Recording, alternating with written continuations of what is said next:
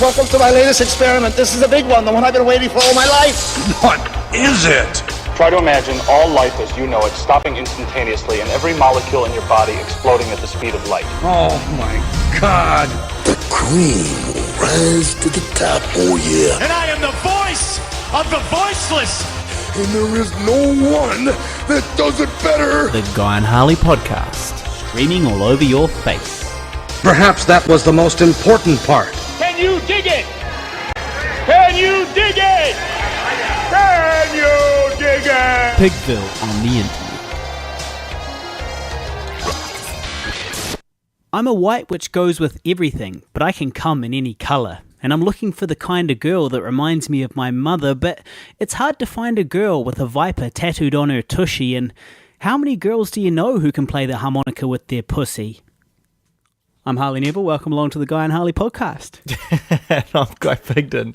These are lewd, anytime that we hand it over to you, they're lewd lyrics, inappropriate for, not safe for work. Not safe for work. This is our podcast is not safe for work. Unlike the rest of the topics that we discuss.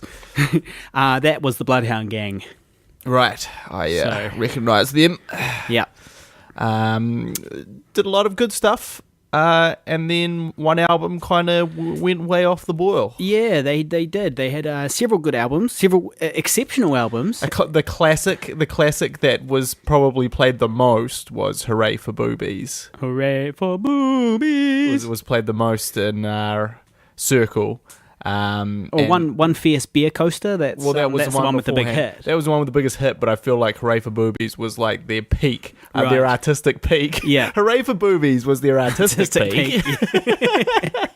This is like the story of Pigville, huh?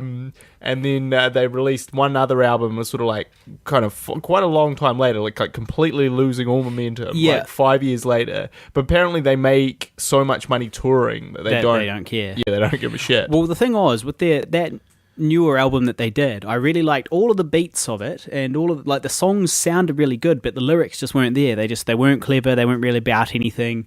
They were just kind of shitty lyrics. So that was where they lost me. But the beats themselves were like pretty cool.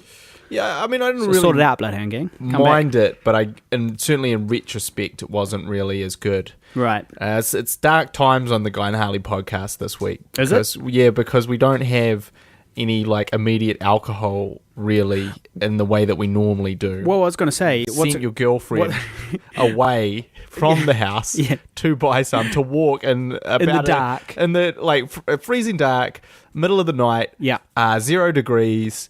Dangerous Friday night. Well, it's only 7:42 p.m. But all these things are true.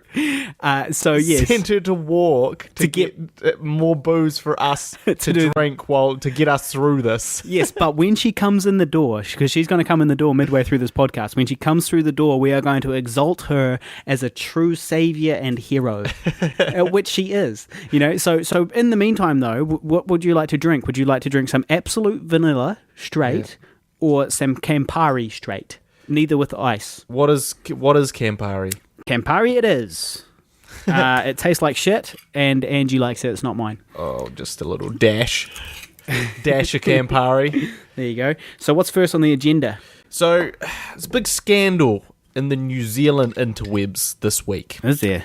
Now, basically what's happened is,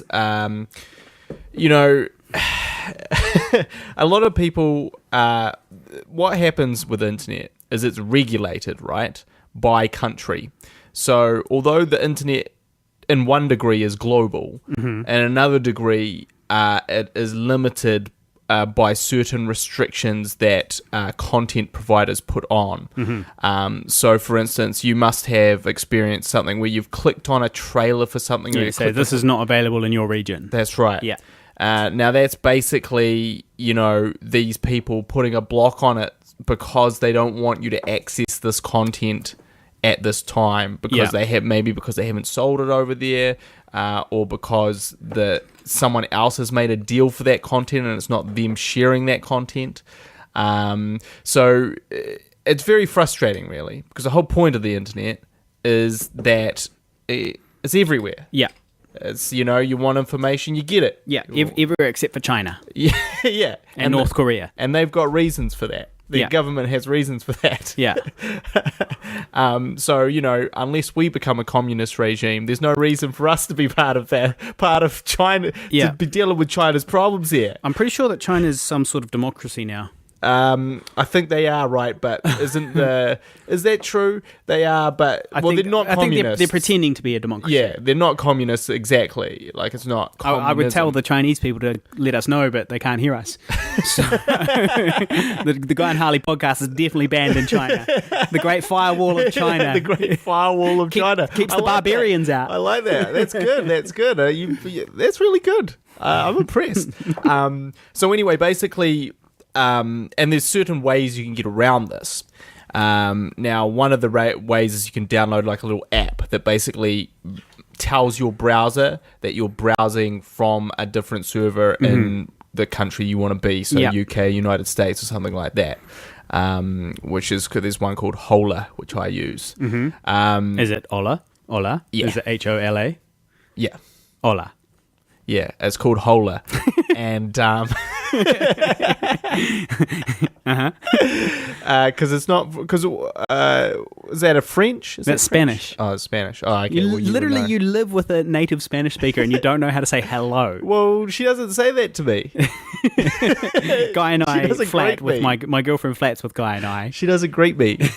She doesn't say anything to me. She says, "You're the reason we're living in this shitty flat instead of moving to some warm apartment." So anyway, basically, that's one way to do it. Now, the other way that recently sort of came about, and I think maybe Orcorn were the first people to introduce this, was a global mode for your internet. Your ISP, Internet Service Provider, did this. So basically, you pay a little bit extra for global mode, and it means it gives you, like, they flick the little switch. Yeah. And so it's just accessing it from... Wherever you want. Yeah. Yeah. So basically, you have unlimited internet access. And basically, the reason that people were doing this specifically was to get Netflix in America. Yeah. Now, you don't know much about Netflix. Yeah, well, I've never used it and I don't really know what it is. But, like, I mean, I understand it's a place where you can watch TV online. So basically... It's like couch tuna, but legal. Netflix is essentially going to taking over the world. It has 50 million subscribers or something like that. Right. Over.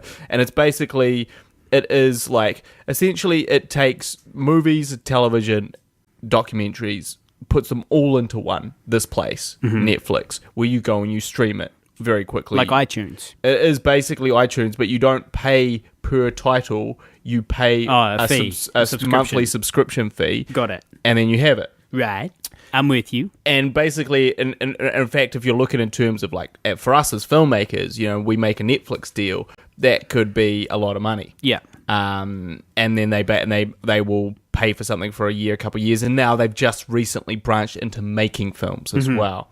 So they signed a deal with Adam Sandler, Happy Madison Productions, to do 4 Adam Sandler films. Interesting first step. Well, everyone's like, well, this is fucking stupid. And they said, they're like, Adam Sandler's films are the most popular films on Netflix. Yeah. So we'd literally do it. Got to follow. Exactly. Give people what they want, man. But basically, that's the sort of argument there. So anyway, this global mode. Now, I think Orcon started doing it, but then several other providers started doing it because they realized there's this big market for people who are like, yeah, would love to have Netflix over here. At that time, there was no Netflix over here.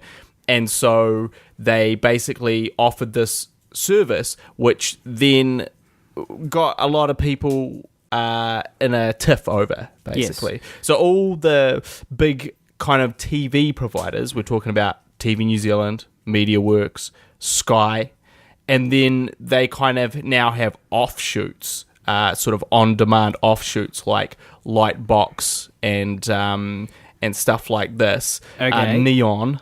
And they're kind of, those offshoots are internet-based streaming services, which are kind of shitty imitations of Netflix. Yep. Very poor imitations, which have a tiny, 1% of the content of Netflix. Well, there goes our Orcon sponsorship deal. That's it. We just badmouthed them that they're not going to sponsor us. We're not badmouthing Orcon. Orcon were providing an option to have Netflix, right? US Netflix. Okay, well, Lightbox then. Sorry, Lightbox. Yeah, Lightbox. They're not going to be sponsoring us. Well, no, they're probably not. But basically, and also, I would hasten to add that these all came 3 or 4 years too late. Yeah. So Netflix started up, it was massive, and then these kind of New Zealand imitators came along and kind of tried to offer the same thing poorly, which they're still doing. But then they said, hey, these guys can't be getting US Netflix because we ourselves are trying to sell a shittier version of Netflix for more money. And this is really cutting into our business. With the booze has arrived. The booze has arrived. We can now exalt Angie as a hero. Here is my bottle of Galliano Black. The booze has arrived. And her cider. Her cider's arrived. So- She didn't mention that. She didn't mention she was purchasing that. On my card. She didn't mention she was purchasing that and those chips on my card. So that's it. But they've arrived as well. All right, but so what's the scandal? So the big issue here is essentially this option, which a lot of forward-thinking progressive people were doing, which is basically having a US Netflix account, still paying for that content, paying the subscriber, and now So the creators are still getting money at the end of the day. Exactly, but they can't do that now. Now they can only have Lightbox and blah blah blah, and Netflix in New Zealand, Australia. New Zealand, Australia, Netflix again is a very poor imitation of Netflix US, and you know, it's also this whole thing of, and you know, because all these channels, and I don't know how much you remember about normal television, but essentially what has happened in New Zealand for a number of years, and it's kind of going back to this in a way, or they're trying to return to the status quo of this, is which we would get shows months, sometimes half a year to a year afterwards than they came out in the rest of the world. And no one would really bat an eyelid because we didn't really know what the rest of the world was doing, because the internet was in its infancy. And so what New Zealand, MediaWorks and TVNZ thought was like, hey, this is great. We pay the lowest amount for these shows and then act like there's these awesome brand new shows that we're debuting, 6 months after the fact that they've already aired in America. And, everyone wins.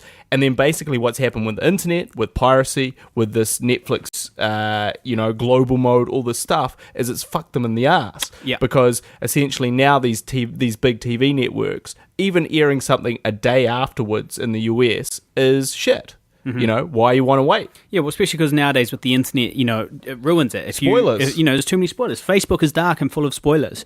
It's fucking annoying. You want to watch something, but oh my God, that's not good. Just tried the Campari, did you? So nowadays, I dread going on Facebook when I haven't seen the latest episode of Game of Thrones, because I just know that some motherfucker's going to post something. Yep. It's outrageous.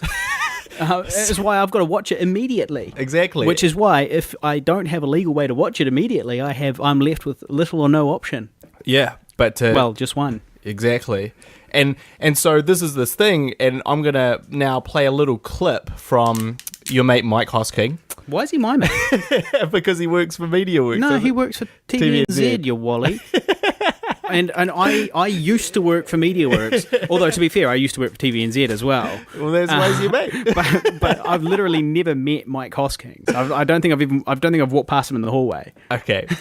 Well, we're going to play a little clip of Mike Hosking now, what he said about the whole thing. Tell you what, very pleased for TVNZ, Sky TV, MediaWorks and Spark tonight. Their battle with Bypass, Call Plus, Orcon and Flip has been settled before it got to court. Now, what this was over a thing called global mode. It allowed you to access content and watch it without having paid for it. Programs that the broadcasters had paid for, and in the legal action they argued that was a breach of a copyright breach and a breach of the Fair Trading Act. Right now, I argued right from the start the ISPs were on a hiding to nothing, because I cannot see how, as the creator of a program, you can sell that to somebody and then have a third party come in uninvited and undercut you. And that's exactly what they were doing. The ISPs argued they were doing nothing illegal at all. But the fact they're not testing it in court now tells you something completely different, doesn't it? And that's before you get to the morality of all of this. Even if it was tested and was found legal, it was very shonky behaviour. Good content is hard to find, and good content has increasing value in an increasingly deregulated world. And no, just before you start firing up and yell out conflict of interest, because I happen to work for one of the parties involved, I came to this conclusion right from the start with absolutely no help from anyone, because right is right, no matter who's involved, and in this case, justice and good business has prevailed. You have a good night, and we'll see you tomorrow. Okay, so that was his take on it, which obscured many of the facts. One of which was that he was saying that we're getting something for free that we should be paying for, when actually we're not getting it for free. We're paying Netflix USA. We're paying Netflix the subscription fee, and B, we're paying the global mode for the internet to get Netflix USA. So he's completely wrong about that. He also says that he's like, and before you say conflict of interest, I had this thought right from the beginning, when he was still employed by TVNZ doing exactly the same job that he's doing now. Yeah, but this guy's a notorious shit stirrer. Like, this guy's job, if you don't know, he's a troll. He's a troll. Basically, TVNZ's resident troll. He right? is. That's what he does. He takes up the unpopular opinion and rants about it, and then they use the publicity. It's a very simple marketing ploy. Apparently, one of the highest paid presenters, right? Possibly the highest. I believe it. Now, I am an industry insider. I work in TV. Yep. I've got this is not entirely related to Mike Hosking, but it's related to famous presenters. So recently, John Campbell has been his show has been shut down. Unceremoniously. Yep, from MediaWorks, and there's a big scandal because this is one of the only shows that kind of represents the little man, Yep. It's and it's good kind of current affairs, and it's a really good show. I do like it. I feel bad for not watching it very often. And they try and back things up with facts. Yeah, that's a good show. And then it sort of got dumped, or quite suddenly, and it would seem that there are nefarious plots at hand, nasty conspiracy theories and so on that they're just trying to get rid of this guy that's sort of representing lefty kind of things that people care about. Yep. Now, anyway, the other day I was at Sky TV, and who did I see? John Campbell. Cambo. Yeah. Now, so he's no longer working for MediaWorks, and suddenly he's lurking around the Sky TV building. I'm just saying, I'm breaking a story here. When you say you're breaking a story, I hate to chip in here and say you're not breaking a story, but you're not breaking a story because they did report that he's actually doing some work for Sky. But that would have been a really good. That would have been such a scoop. That would have been really good. Shit. But yeah, anyway, so there's this global thing. So what do you think about this? For me, I think the internet is global. We have to be global. We have to accept the only thing this injunction is doing, right, by stopping this global mode, is encouraging piracy, as you said. And it's also encouraging this sort of backwards nature of the thing that has got television sort of stuck over here. Yeah. Well, we're in agreement, mate. If I could better note that down. That's we're in agreement there. Yeah, it's a load of shit. But that's the thing, and I don't think you can, it's, it goes beyond just TVNZ paid for these rights or whatever. It's like, why doesn't TVNZ have a proper service? Why didn't they set this up, years ago? Why don't they pay the full amount to actually broadcast at the same time? Why, essentially we are being punished for living in New Zealand. Well, no, we're not. The creators of the content are being punished for us living in New Zealand because we all just pirate it instead. I guess so. It's the internet, man. You're not going to not watch Game of Thrones because it's not yet available in your region. You're just going to go to CouchTuner and you're going to watch it. So, fucking up your game, New Zealand. Yeah. Up your game, Mike Hosking, with your fucking trolling rants. Obscuring the facts. No, I'm actually really glad that Mike Hosking doesn't listen to our podcast because I am actually going to send to him. We recently released a we recently released a documentary about ourselves and about the making of I Survived a Zombie Holocaust. It's on Facebook and it's on YouTube. So search Pigville, Facebook, YouTube, and there's a video there. And it's sort of a 5-minute doco, just telling the story of Guy and I making films since high school right through till making I Survived a Zombie Holocaust.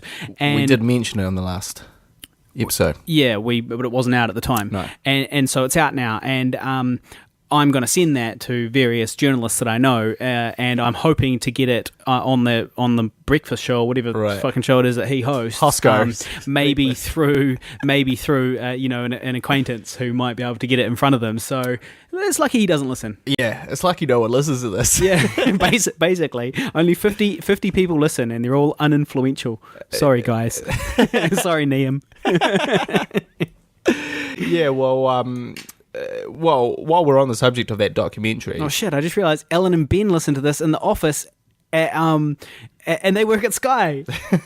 So, what's the problem? We didn't do anything. Well, I broke that scoop about John Campbell. You broke that scoop that was on Stuff like a week ago. Yeah. Well, yeah, okay. But yeah, so while we're on the subject of the Pigville documentary... it's been pretty popular. Yeah, people love it. Guy was a bit down on it at first. I was. When he was I almost gave up for a second. He kind of gave up for a little while, and he was like, "Oh, this doco's a piece of shit. It's just taking me forever." And it was a lot of work, And I went in and I did what I do. I said, keep it up, mate. It looks good. You did what you do. You stepped in, didn't do any work, and encouraged me to do all the work.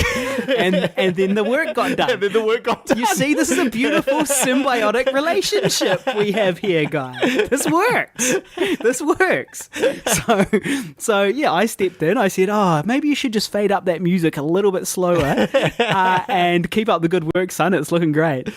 Yeah. So he did fade up that music a little bit slower. And we got, I think we got like about just under 2,000 views. On Facebook, yeah. But that's in like 4 days. Yeah, and most of those were in the first day, so. Which to me is insane because it means like a lot of people are sharing it. Well, not just that, but it's also everyone's commenting positively and, it feels good because this is kind of putting ourselves out there because it's kind of a vulnerable sort of video in a sense. We're not making fun of ourselves. There's zero masturbation jokes. There is a fart joke. I did, in fact, debate whether to put in a masturbation joke. There was a masturbation joke made on set that could have been used. That could have been in there, and I took it out because I wanted you guys to take us seriously for once. So see this artistic struggle we go through. So he just reduced it to one fart joke, and that's it. So, yeah.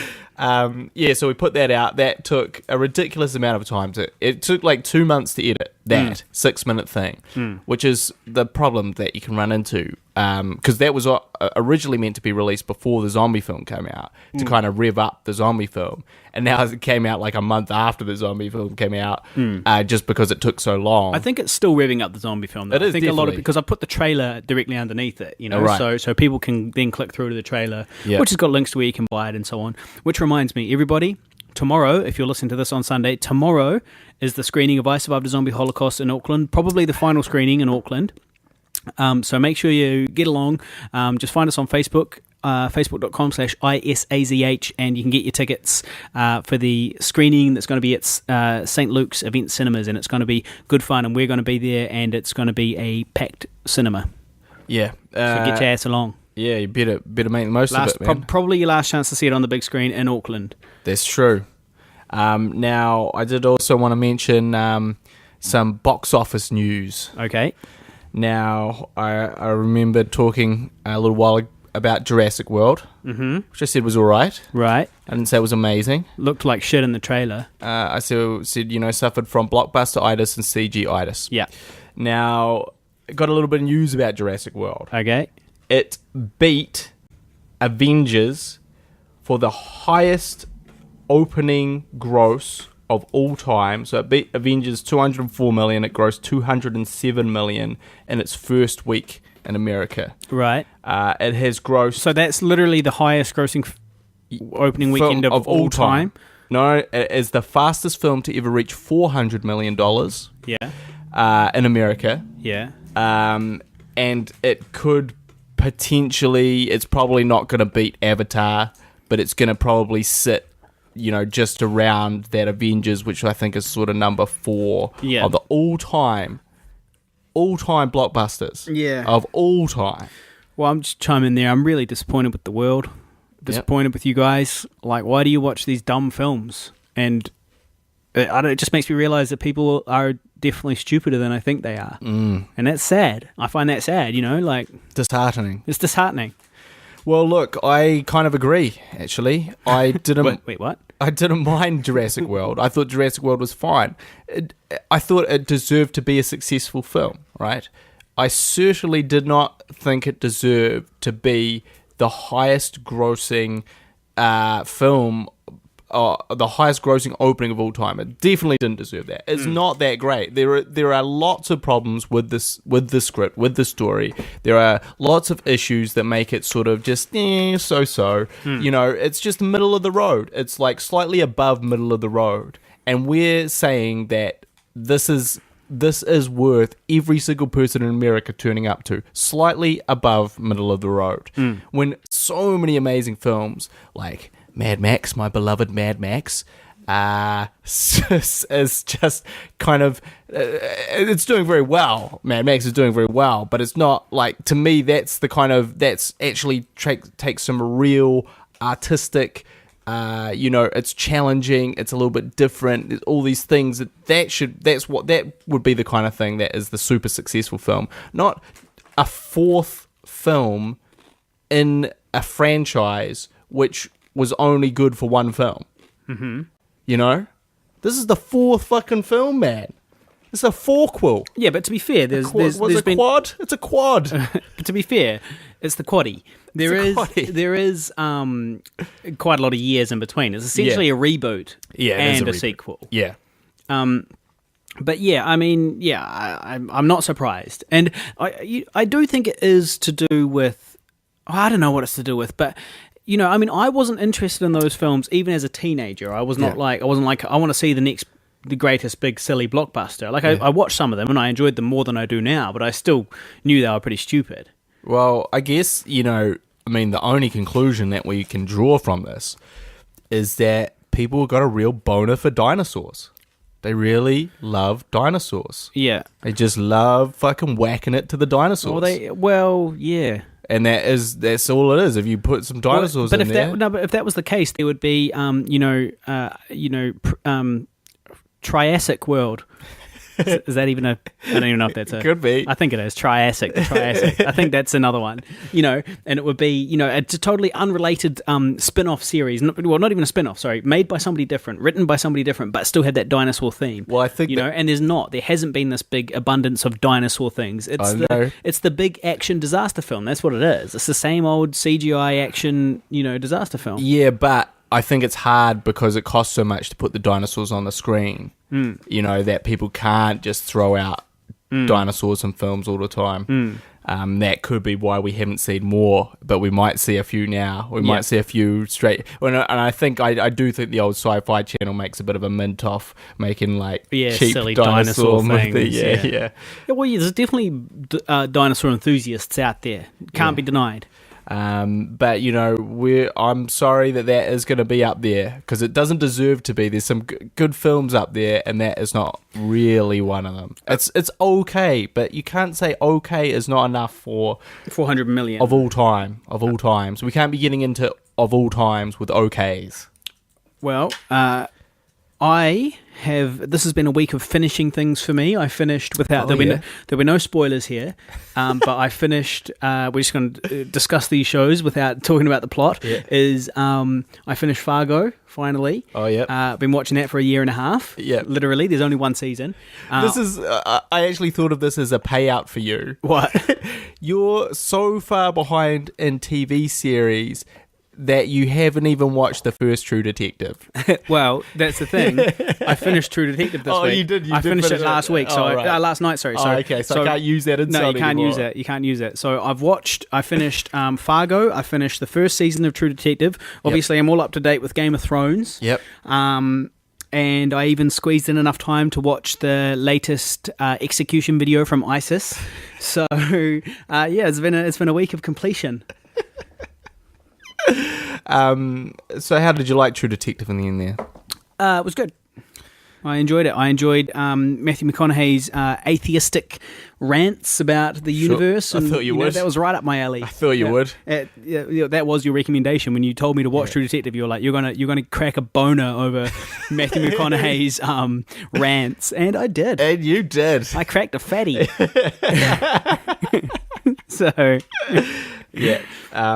Well, yeah, the new season's just started, so you've got some time. In my mind, I'm kind of like You are. and I'm kind of like, what's his name? Who's Cole? Marty. Yeah, Marty. Marty Hart. Yeah, that's what I'm. We are. That's the dynamic of this relationship. Yeah. Yeah, well, that's true. Why do you? What does he say? He's like, At one point, he's just like, "What? You have got to shut the fuck up about this stuff." Yeah. Well. Yeah. Okay. I'm not going to shut up about it. Well, not forever. I caught. I've seen all those. They're not Fargo. I haven't seen Fargo. Right. Worth a watch. I'm actually getting TV show fatigue. Right. At the moment, which is where there's too many good TV shows. There's just too many. There's too many good ones. There's too many ones that if you start watching them, you have to finish them. Yeah. And, it used to be so easy because there was one every couple of years. And you're like, oh, well, make sure I watch that one. And now there's literally a few every season. And it's actually fucking up my movie watching. It's fucking up my life. Well, yeah, but it's great though because of the runtime being 1 hour for an episode usually. That means you can squeeze it in a time when you couldn't squeeze in a movie, So you can kind of just watch it really slowly. Like literally it can be over months sometimes. Or a year and a half. Or a year and a half in the case of Fargo. So, yeah. Yeah, well, for me, it's just like, but now I'm like consciously choosing if I watch 2 episodes, which I will often do, that is a movie. Yeah. And so now I'm getting to this position where I'm literally sacrificing movies for the TV shows. And I do find that I'm still slightly less engaged with the TV shows, just to a degree, than a good movie. Not an okay movie. Not Jurassic World. I'd much rather watch a good few eps of a TV show than Jurassic World, but like a good TV movie. A good movie versus a good TV. I'm still on the movie side. Right. And so what I've decided is that basically I'm going to have to go a little bit cold turkey on the TV. I'm going to have to sign off on a TV and just accept that I'm going to not be able to watch all the awesome stuff because movies is in my blood. Yeah, then you won't know what people are talking about on Facebook, though. Well, I got you. As long as you stick to the cause, you still got time for the cause. You got to stay off the fringes. Now, unrelated, it just occurred to me that this is going to be the last Guy and Harley podcast for a month or a little bit over where we are drinking. And when I say we, I mean me. Yeah, I'll still be drinking. Well, but because we're a team, you should not drink with me. Because I am doing Dry July this year. I did it last year. Is good. Angie doing it? No, but well, there you go. Angie does Dry July once a month anyway, basically. Oh, right. So yeah, I'm doing Dry July, which is basically where you don't drink alcohol for a month. And raise money for cancer. Yep. So I did it last year and taught myself how to juggle because I had all that spare time on my hands. Not really, I just felt inspired to learn how to juggle. And so this year I've got to find something else to do, something else to teach myself. Anyway, I've raised $10 so far. Learn how to work a computer. I could learn how to work. That's my recommendation. That'll help us. I could learn. I could learn how to edit. So I've raised $10. So if you want to sponsor me, right, you can. All the money goes to the Southern District Health Board, which is where we're from. Otago. Who donated that $10? That was me. That was me. Yeah, well, look, guys, cancer's bad, all right? Here I am. Don't laugh at me. Laugh at yourselves. You should both be sponsoring me. So, right. Yeah. so anyway, just go to dryjuly.com, search Harley Neville, you'll find me, and give me all your money to give to the Southern District Health Board, and just be prepared for 4 shit episodes of the Guy and Harley podcast where we're not drinking. Cancer. It's in the blood. It is. That's in this case because it's blood cancer research, right? Southern blood and cancer research. Oh, right. I don't know. Okay, I agree with that, but I will be still drinking. But I will definitely support you. Well, I actually need a golden ticket, which is where you can buy basically a card that gives you an excuse to drink. Like a free pass to drink for the night. Willy Wonka's golden ticket. Exactly. I need one of those for the 7th of July because I'm going to do wine, cheese, and astronomy with Angie. Oh Jesus! It's a. I feel so bad for Angie. It's the first She's Tuesday. been roped into this. It's the first Tuesday of every month at the Auckland Observatory, and I've never been, and I'm very excited. Do you see that celestial cluster, honey? Check it out. That's the Orion Belt. Jesus, kill me now. Hey man, this anti-intellectualism is harming the world, bro. Your anti-intellectualism will not be tolerated. So yeah, man, we're out there, dude. We're in the universe, man. We're gonna observe that shit.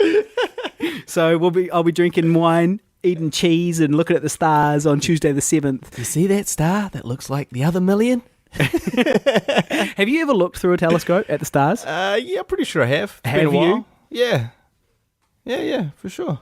Boy, how did that not inspire wonder in you? Well, because they're just like bigger balls of light. Yeah, but you got to understand what it is. This is a celestial body, man. This is a fucking star. This is huge. It's literally millions of light years away, or hundreds, perhaps. It depends. It's pretty fucking phenomenal. Yeah, it's basically puts you in your place, right? A big dot in the sky. No, because they don't twinkle either. When you look at them through a telescope, they don't twinkle as much, so they look more like just a ball of burning fire, which is interesting. Well, good luck with that, and there'll be a good opportunity for her to take a nap. She'll be tired from work. She'll have a little nap while you're looking at the. You're looking through the stars. It'll all be in English too, and also because there's like a show in English too. And all that cheese will make you fart. Yeah, so it'll be wine, cheese, and gastronomy. Yeah, gastronomy. I like that. Yeah.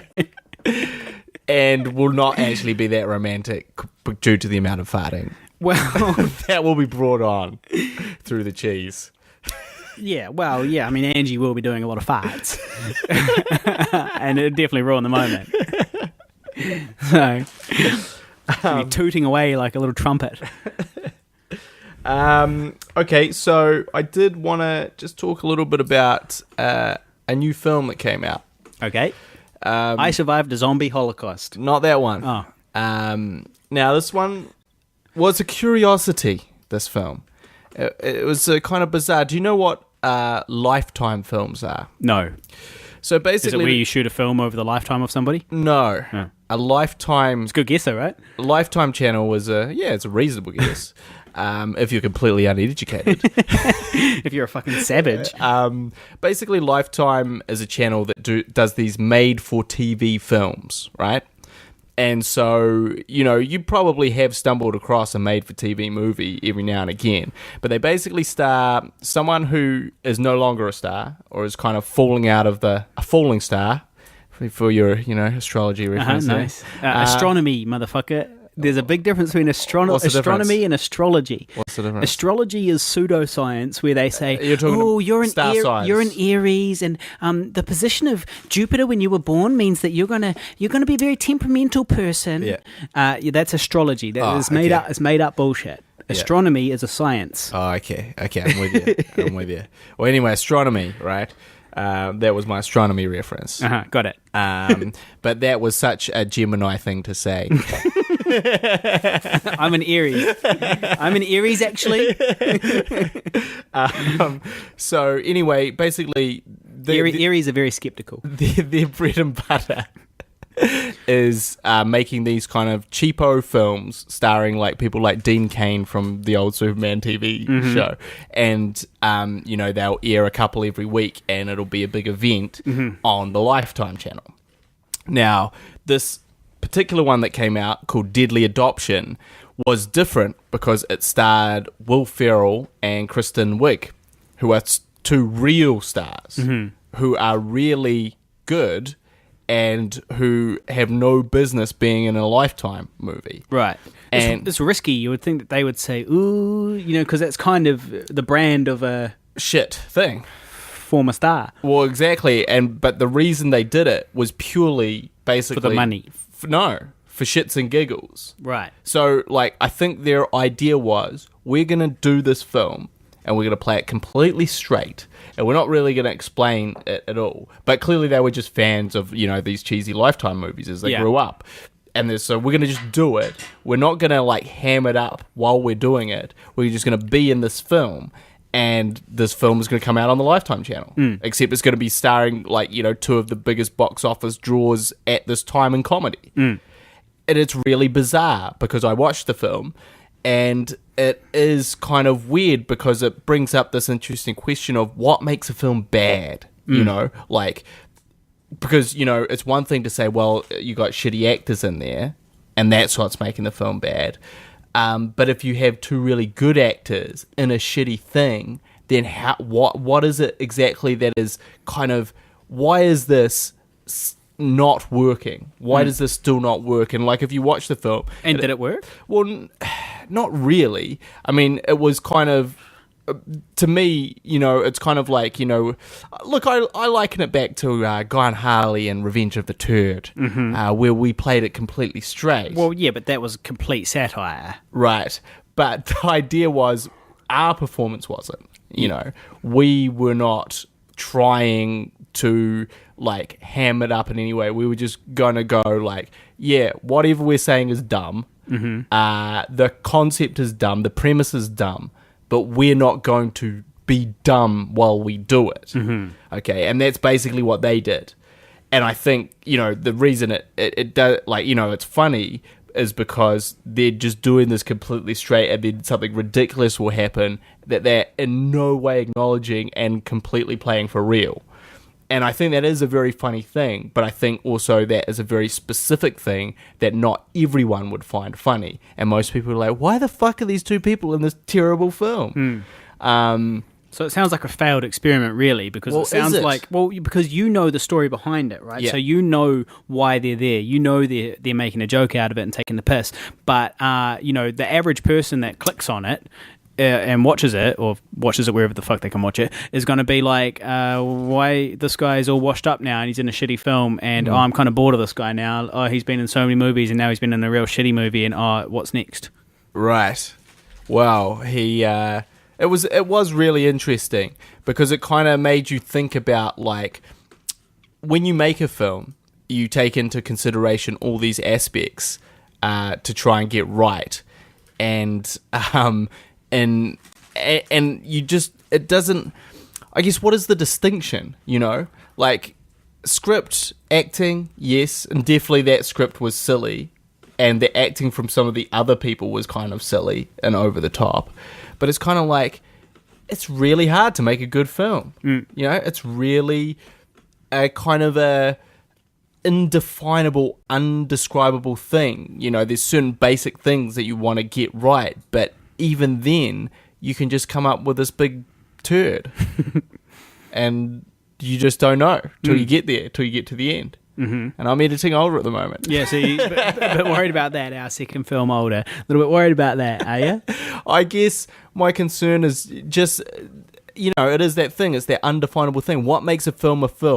And why, because, again, almost these TV movies have become redundant because television shows are becoming movie-like. So the reason that you would watch a Lifetime TV movie back in the day is you're like, look, this is not as good as something I go see at the theatre, but it's on TV and it's free and it's a movie, and it's a step up from television, right? And now what you're looking at, and when you're watching is you go, this is a step, not just a little, this is a huge step down from some of the TV shows I'm watching.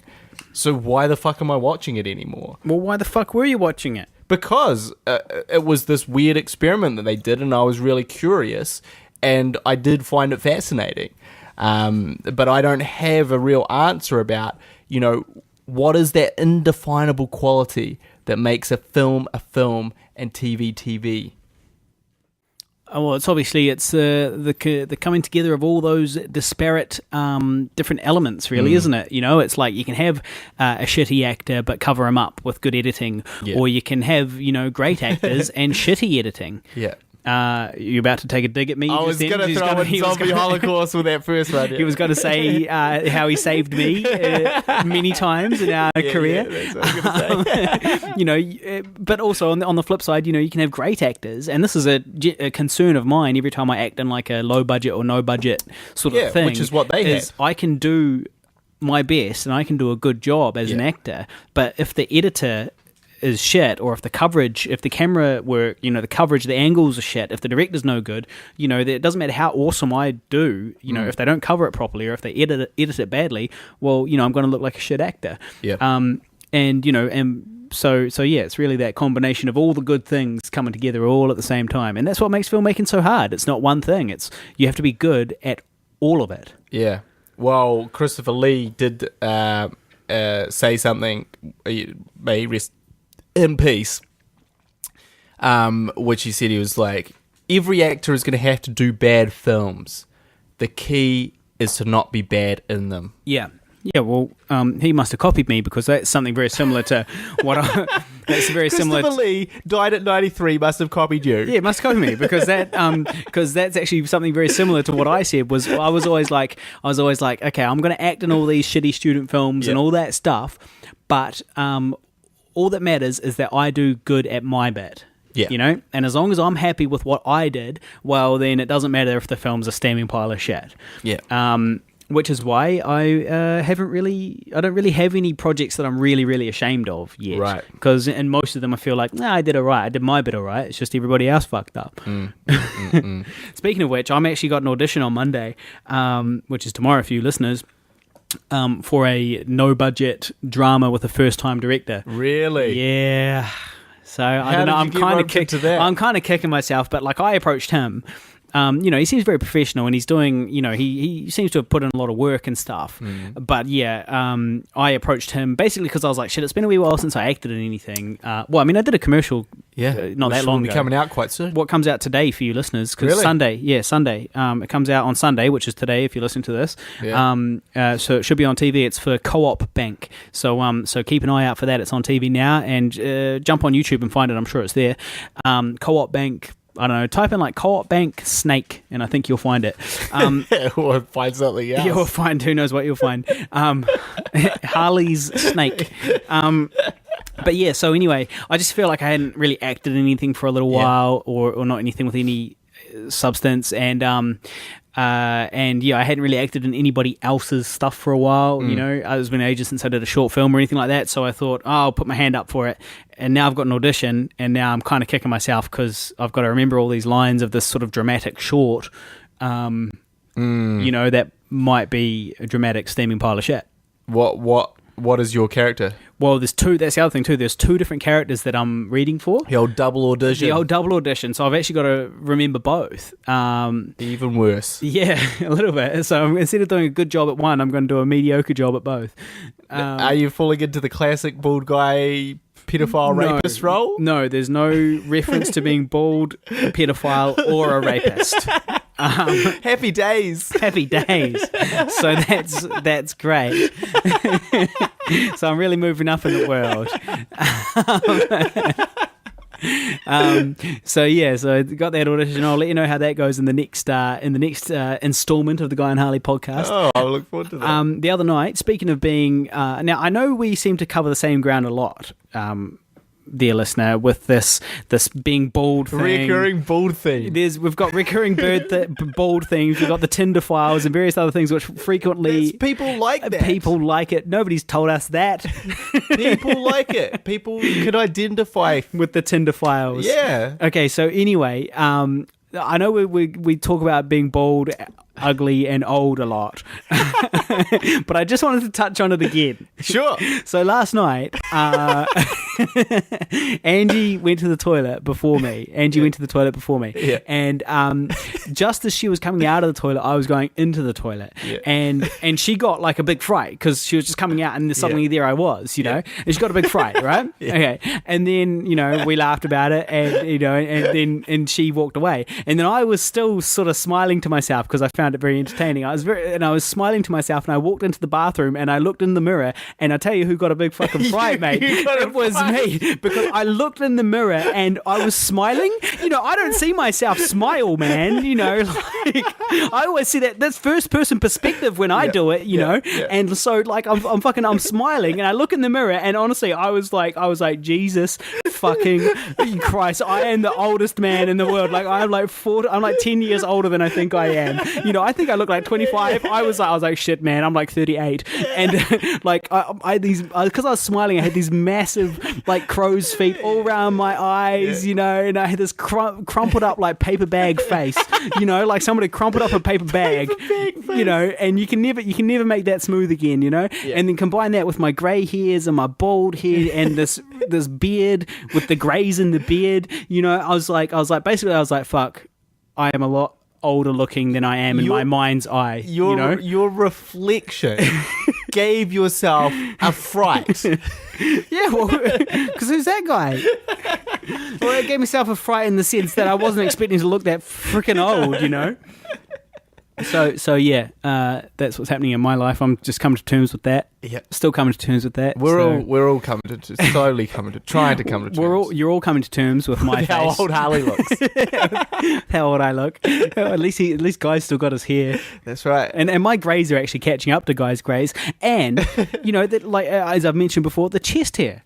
Yeah. Chest hair going grey. I'm starting to look. Is weird. I am starting to look ridiculous. That's That is the word. weird. I don't know why they're going grey. Well, yeah, of course they go grey. Yeah, but like there's like you know, for instance, the hair on your head, right? You've had since you were a baby. What hair on my head? Well, the hair on the sides of your head. Yeah, you've had that since you were a baby. Yeah. So we're going grey at 32. No, but it's not a matter of the hair itself being 32 years old, because the hair on my head is not the same hair that I had 32 years ago. That's what I'm saying. Is like it's been around a long time. It's not been around. It's constantly regenerating. Yeah, but your hair existing there has been around a long time. Sure. The chest hair and that thickness and volume of chest hair. That's only been around since I was 8.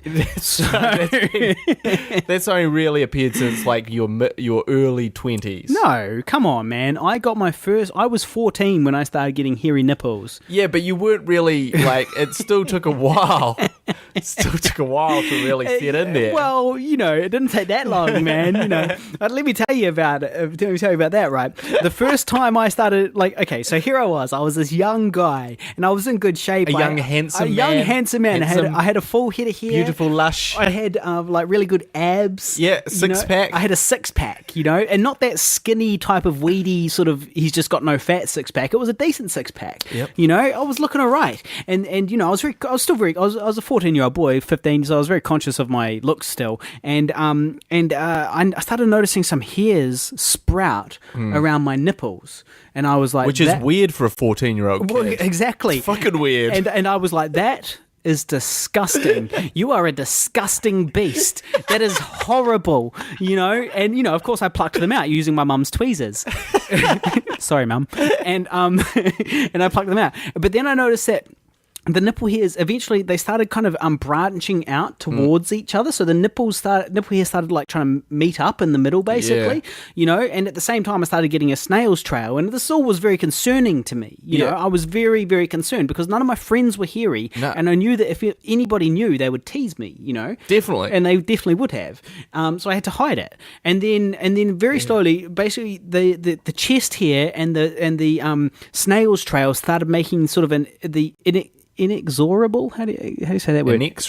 Inexorable march towards each other. And eventually met in the middle. But we're still talking like, probably 17 kind of thing. And I had like the full chest and stomach hair. Well, I tell you what, for a girl at 17 to see that is really alarming. Well, I mean, in all honesty, I would say that my hairy chest delayed the loss of my virginity by 2 years, by about 2 years. No, I'm not kidding. I had to explain it to the girl that I lost my virginity to. You had to negotiate. Lisa, her name was. I had to explain it to her. You had to go, look. I'm going to take my shirt off. You're going to see something that's quite alarming. She's thinking it's like a horrible burn. Yeah. It's much worse. It's much worse. Here. Well, even worse than that, right? So now I'm sort of, when I was like 16, I was 16, okay? And I started noticing stray back hairs. At 16? It'd be like, literally, it'd be just one, but it would be 2 inches long.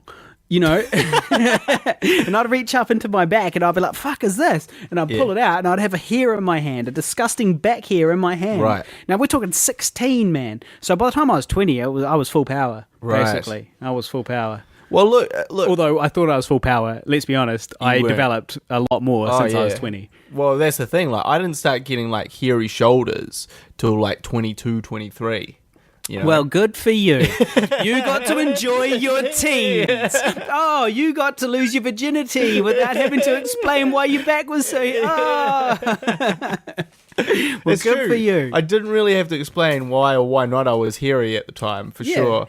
But, look, the hair on my butt was a concern to me. Oh, I remember talking about this. The hair on my butt was a real worry. Because it makes sense as well. When you're a teenager, and you're making out with some guy, obviously you're going to reach down and you're going to touch his butt, aren't you? You can put your hand on his butt. And you're going to gently run your fingers through his butt hair. Yeah. In the case of guy. Yeah. And that's a concern. Definitely. And I would like to just jump in here because I take great satisfaction from this. This is the only thing you have. Guys' butt and legs are way hairier than mine. That's true. It's like when God made me. He said, I'm going to put, where hair isn't on this man, I will put hair on guy. Well, that, or he just fucked up and made me from two people. Right. He was like, I can put together this real hairy guy. Oh, shit, I used the legs and ass of a non-hairy guy. Yeah. Well, comparatively. Yeah. Relatively speaking. Let's keep it real. So I remember talking about that and feeling quite smug that your butt was a lot hairier than You're mine. like, that's right. I don't have hair on my butt. Well, only everywhere else. Only everywhere else, except for the top of my head. Now. Yeah, so that was a real, I was like, shit, man, do guys just get hairy butts? Like, how... Is this a thing? Is this Dad? a thing now? Hey, Dad. Well, that's how the thing. hairy is your butt? My dad is not at all hairy. He's not at all hairy. He's got zero hair on his chest or back, and I'm assuming butt, of course. And he's got a lovely head of hair. Yeah, he's got a luscious head of hair. And so I was just kind of like, where did this come from? Number one, who's played me here? Obviously your mum's got a hairy butt. Who's played me? Obviously Zena's got a hairy butt. How has this hair been passed down? But I was also God, a hairy butt, that's the worst. Well, it is a bit embarrassing, particularly for a teenager. That is the worst. Now I'm just like, look. You're like... I'm like, look, I'm 32. You must have seen 100 hairy butts by now. So don't even worry about mine. Look, I'm 32. You must have seen millions of hairy butts in your time. If you're sleeping with me, then you're already compromising a lot anyway. So you're really not gonna make too many judgment calls on the hairy butt. Besides, you have 6 kids. Yeah, let's talk about your son for a second if we're going to worry about my hairy butt. Yeah, exactly. So good talk. Good chat. Good segue. Good segue into hairy butts. Now, I do have to mention another loss. This is becoming the Guy and Harley obituary podcast. Is it? Yeah. Now, do you know who James Horner is? Is he got a fairy tale about him? Nursery rhyme about him? No. I'm sure there's a nursery rhyme, someone or other, Horner. Well, he's a composer. Okay. Oh, yeah, I read about this. Crashes plane. Crashes plane. He's dead. Read the headline. 61 years old, or 61. Now, he was... Shouldn't really be driving. What? 61 years old. It's quite old to be driving, let alone flying. Plane. Well, no, driving, let alone flying, though. 61. You'll be driving at 61. Yeah, I guess. But yeah, so basically he crashed his plane, he died. Now I guarantee you, if you're listening to this podcast, you have heard one of his scores. Yeah. 100%. So I'm just going to run down a couple of his, and you tell me. I already know. What has he done? Titanic. That's true. Apocalypto. Possibly. He did. Yeah. Read up, bro. What's the next one? No, I don't know. Yeah, so he won an Oscar for Titanic, as a matter of fact. But he has been basically a staple of Hollywood films for sort of 40 years. He's James Cameron's go-to guy. Yeah. He's Ron Howard's go-to guy. He started off with Star Trek 2, was his sort of first big one. He did Commando, Alien, which was a huge, amazing score. Willow, Field of Dreams. Land Before Time, remember that one? The dinosaurs. Cartoon? Yeah. Yeah, I love that. Yep, The Rocketeer, Casper, and it has a very good score. If you listen to the score, really the weight of it, you're like, man, this is deep, this is sad. Casper. It was probably why I liked it so much. In hindsight, if you think about it, because it was such a moving kind of movie, and for a kid to watch, very sad and stuff. And so it makes sense in hindsight that it was definitely 90% the music. Absolutely. Braveheart, your favorite. You love that one. Yeah, see, that's why he would have done Apocalypto. Yeah, Apollo 13, Titanic, Beautiful Mind, Zorro, the biggie, most recently, Avatar. Right. Now, also, I just want to throw in this one as well, is that Bishop's Countdown, which was part of his score in Alien, is the 5th most commonly used soundtrack cue in film trailers. Because what you have is people use music from old films to cut their trailers and then pay for that. And Bishop's Countdown is a biggie.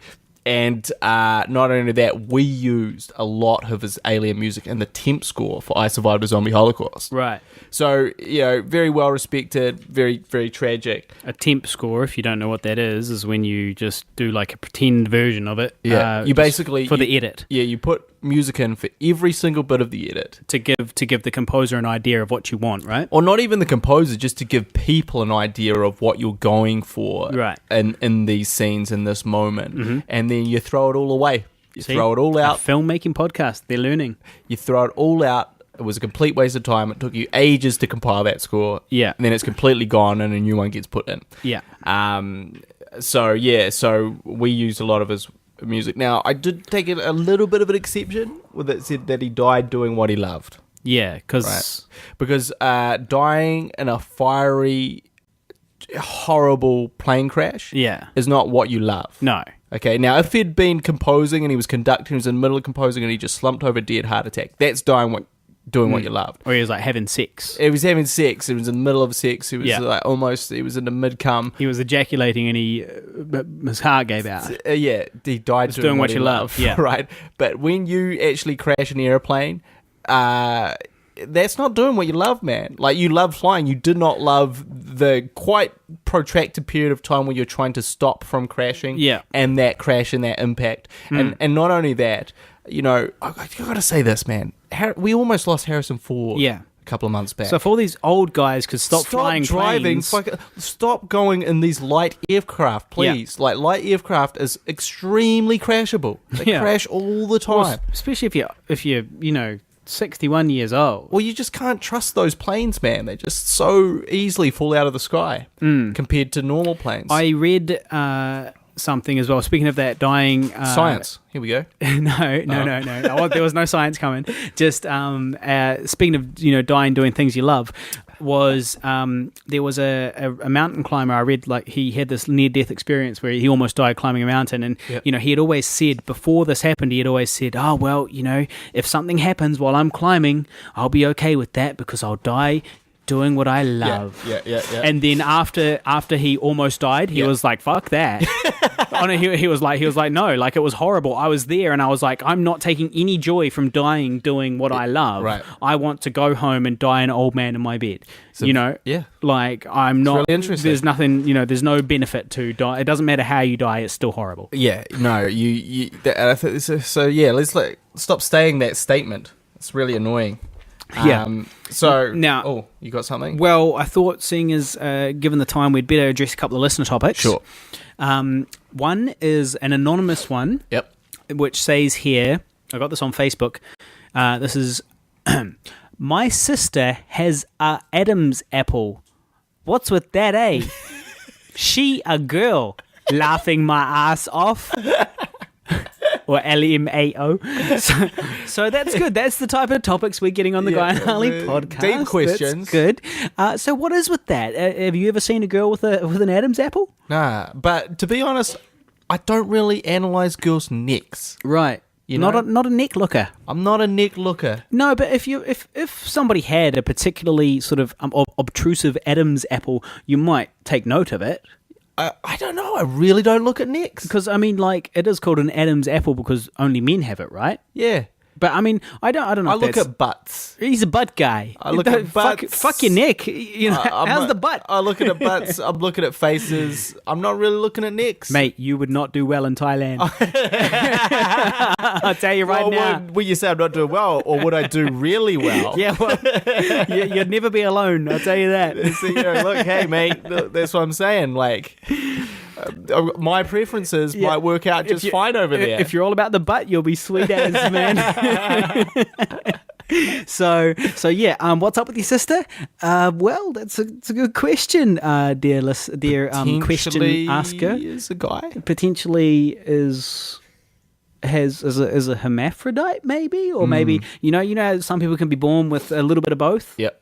Maybe there could be something like that. They fix it up. Well, maybe there's no fixing it up. Maybe it's like, she was born female, but, potentially in the womb there was a bit of time there where it was touch and go. Could have gone either way. Or she was born developed and some she things. had a couple of things, and then they went with the option of the girl. No, but she would know if her sister had done that. Would she? Well, presumably, her parents would tell her at some point, and at some point she'd go, hey, by the way, you've got an Adam's apple, and then the parents would go, yeah, about that, you should stop teasing her because she was born a man. She was born with both. Yeah. Well, no, but they might be like, okay, look, we got rid of this a long time ago, and then she's like, the sister's like, she's got an Adam's apple. That's kind of weird, but I'm not going to mention it. I don't want to hurt her feelings. So instead, I'll just bring it up on this podcast. Yeah, because she'll never listen to it. The sister. Well, yeah, she won't. But look, if she's single, I'm going to be okay with that. Guys, add me on Facebook because I don't look at necks. He doesn't. Only butts and faces. How's her butt? How is her butt? Is her butt good? Let us know, and we'll inform the listeners next good. week. I've got no qualms with little Adams. Okay, good. Now we also have one other listener topic. Yep. This is from Sean Thorburn, who asks our opinion on psychedelics being used as medicine. Got anything to say about that? Well, I don't recommend it. Well, I have done a little bit of reading just to check it out, and it says that it can be used to treat things like depression and OCD and anxiety and these types of PTSD and all these types of things. And I think that there's definitely some merit to that from my brief reading. It seems to me that could totally happen. Brief, uneducated opinion. Not that uneducated. I've tried my share of psychedelics as well, and they've done me no harm, right? And the thing is that these things are so illegal, not really because of what they do to you, because you can't overdose on sort of taking some acid or eating some mushrooms or something like that. All you can do is flip the fuck out. but the reason why they cracked down so hard on these things was because of the times in the 70s when they launched this war on drugs, and it was this big crusade that they did, and they basically with a paintbrush they said all of these things are illegal, all of them have no merit, all of them are class A. Well, they're doing tests though. They did no tests. It was like, for example, weed for example, they class that as a Class A substance that had no medical benefits, and could only be abused, right? Right. Like the same as heroin. And it wasn't based on anything. It was a big publicity campaign. It was a big thing, like a big way to kind of rally the forces. And a lot of people might argue that it was actually a way to get a lot of government spending on military sort of interests. Because they needed more guns to fight the war on drugs, and they needed to go into Colombia and fight against whoever and all these people. They suddenly, it was a reason, basically, kind of like the war on terror. It was the war on drugs, and one of the victims of this war on drugs was, weed, LSD, mushrooms, these types of drugs that they're not as bad as, people make out. But having said that, there are a lot of accounts of people taking these psychedelic drugs, and this is not like the common thing, but for certain people, it just completely rejigging their psyche, and in a bad way. And kind of basically exploding their mind, blowing it up, gets put back together, doesn't come back together quite right. Yeah, you might be right, but I think that might be a result of pre-existing mental conditions, abuse. Oh, you said I've got a pre-existing mental condition, do you? No, because you haven't tried acid or mushrooms. You've tried shitty synthetic legal highs, and salvia, which is a psychedelic drug. Yes, and salvia is, but salvia is so intense. Salvia is a totally different thing. Like, salvia is the most intense psychedelic drug I've ever tried. It's nothing like acid or thanks for the warning. Or mushrooms. Well, I didn't know. You and I tried it for the first time on the same night. Yeah, but you'd already done it. No, but I was high as fuck. So I didn't. Done it. You're like, oh, it's gonna be a good ride, bro. You're gonna ride the dragon. And so anyway, like, my experiences of LSD and mushrooms with it, they were an eye-opening experience. They were good. They were interesting. It was it was a good time to reflect upon yourself, but there was no negatives to it, Right. And it was good. And I think a lot of people share that experience. But of course, there's always going to be some people who experience something negative. But it's the same as alcohol. Some people can drink it, some people can't. And a lot more people can't drink alcohol than can. So anyway, the conclusion, or the answer, Sean, is that my opinion on psychedelics being used as medicine is that there is a lot of room for people to study these things, scientists and so on, to study these things and find out what they're really good for. The problem at the moment is that most governments, because of the war on drugs, they don't sanction tests and research on these drugs because they're illegal and they're classed as a Class A thing. So it's kind of a catch-22. You can't find out the good things about these drugs because you can't get your hands on them to test them, because they're banned. And why they're banned? Oh, they're banned because they're apparently bad for you, but there's no proof, there's no evidence that they're bad for you.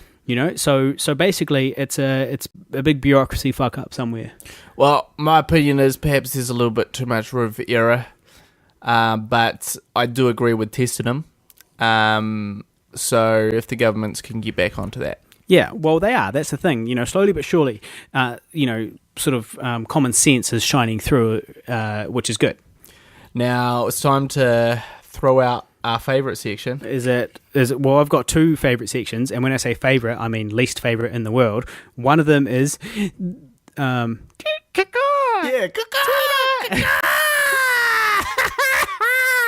tweet it. Jesus, we should have given them some more. I hope you weren't listening in headphones for that. That's so we're going to open that one up. Okay, and the other favourite section I have don't open that up before we've already opened one up. We can't open two up at the same time. All right, so here we go. Okay, so this one is this is a director I've started following. He's got a lot of good tweets, actually. Joseph Kahn. Hey, speaking of directors, yeah, did you notice that I just found out yesterday that the director of True Detective is a very handsome, Italian model, Cary Fukunaga or something. Yeah, or and something Fukunaga. He's 38. Yeah, and he's really young. Like, I'm just saying, and handsome. I'm just saying, he's got a lot going for him. I'd hit that. It's all I'm saying. I knew he was handsome. I knew he had a funny name. Have you looked him up? I've seen him. I've seen an interview with him. Well, the fact that he directed the first season of True Detective, that was what really gave me the boner. Well, he was saying, and he was saying, like, this is the crazy thing, like, you think that, like, when you're doing an indie film, like, you're like, oh, we're out on the fringes, man, we're out on the very limits, we're pushing it, right? And he was like, one time Matthew McConaughey had to do 32 pages of dialogue in a day. And it's like, and I'm like, we're on the fringes, man, 15 pages of dialogue, we're fucking blowing it out of the water here. No, you're never blowing it out of the water, and like basically... Well, not when Matthew McConaughey's around. Not when the reconnaissance is happening. Yeah. But, you know, I think it just goes to show that, like, even on those big sets, you do those insane sort of 22 never-ending days, 22-hour never-ending days. They just everyone gets paid properly. Now, our live audience, Angie, has just looked up the director of True Detective, and she has given us the thumbs up. So thumbs up official, she's Angie Woodbone. Angie Woodbone. What's his name? What is his name? Someone... Nice and loud. What's his name? Oh, it doesn't say. Okay. Carrie Fukunaga. Yeah. All right. So, yep.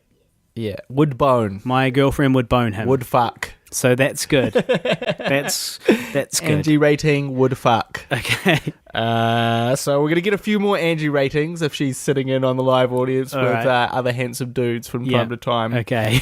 That's a new segment. Woodbone. That's the new segment. Angie's Woodbone.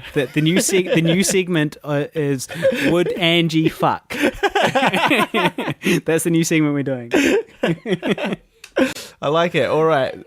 So, Angie likes it too. Good. So now we're gonna the Twitter. Okay, here we go. Tweeter. Here we go. This is Joseph Khan. My secret fear is to wake up suddenly and I'm age 19 working in a movie theater and I have to start all over again. Fuck. That's a legitimate fear. That's a dream, bro. I don't want to wake up as 19 again. I would be happy to wake up as 19, right? But with the knowledge that I have now, you know, like... but wouldn't the knowledge depress you that you got like 15 or so years ahead of to make one feature film? No, because you would change. That's the beauty of it. You would change the future. You would say, oh, okay, looking back, these are the things I could have worked harder on. This is what I should have done. And this is how I'm going to do it. Okay, these are the things I could have worked harder on. Everything.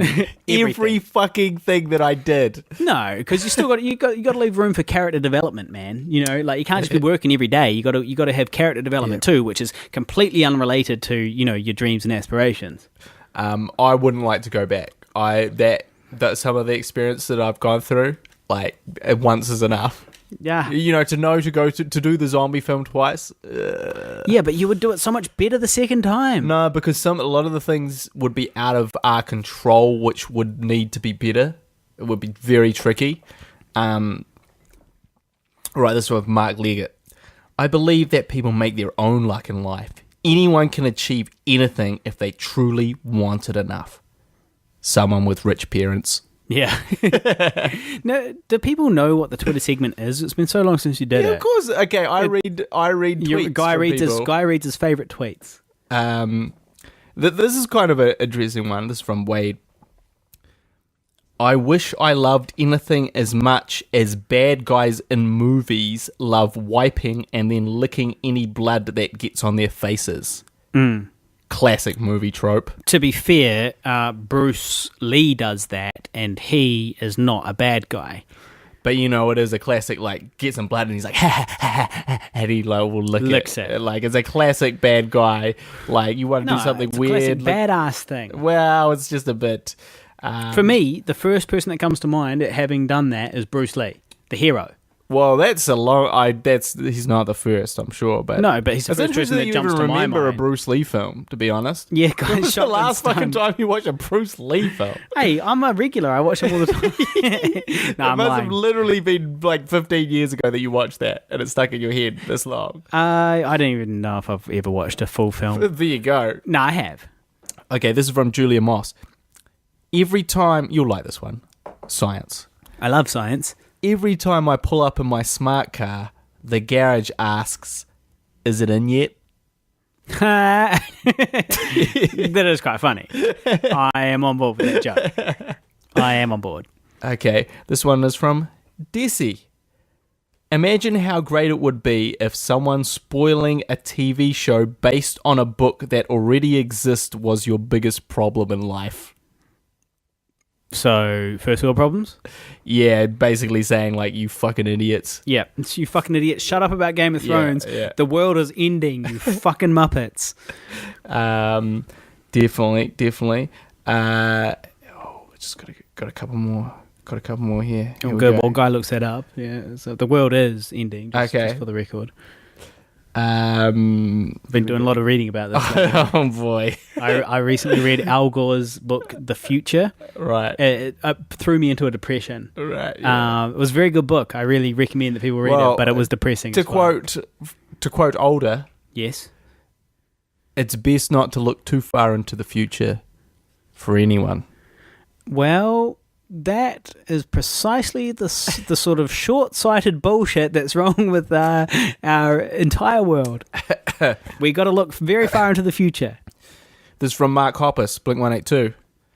This whole time I thought the show was called Trudy Detective. What it should be? He should have said True Detective. True Detective. Yep, got it. This is from Matt Fowler. I miss podcasting, and by that I mean I miss talking to other people. Mm-hmm. Ouch. No?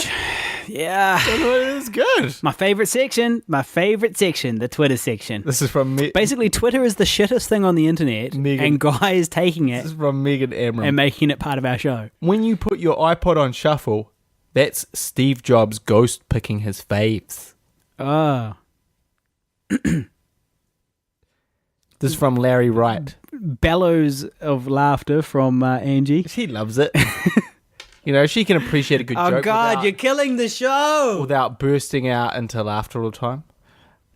Personally, I like to read think pieces while watching mumblecore and listening to shoegaze. No? Nothing for that? Nothing.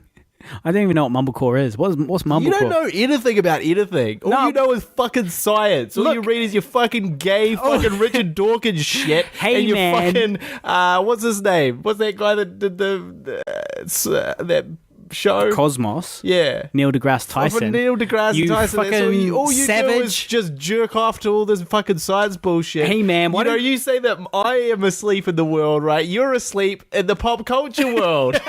Man, why don't you just go and join ISIS, you savage? You know, this is outrageous. This is outrageous. Okay, one more. Oh, God. This is from Joseph Kahn as well. You got to spend money to make other people money.